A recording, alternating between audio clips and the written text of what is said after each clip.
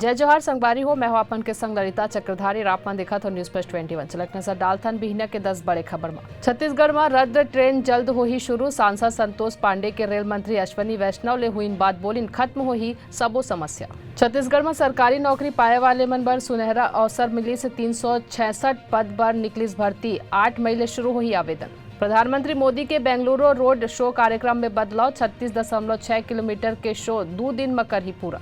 उत्तर प्रदेश के सीएम योगी आदित्यनाथ आज कर्नाटक के दक्षिण कन्नड़ और उडुपी जिला में कर ही चुनावी रैली।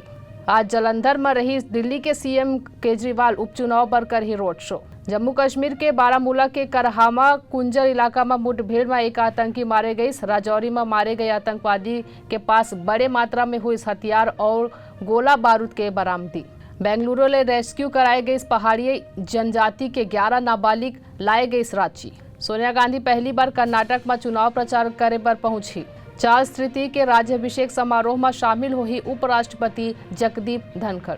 आईपीएल में चेन्नई, मुंबई और दिल्ली, राजस्थान के बीच आज खेले जाए मुकाबला। ऐसे नहीं तमाम बड़ी जानकारी ले लगातार अपडेट रहे। देखा तो न्यूज प्लस 21 आप मन के हक के बाद।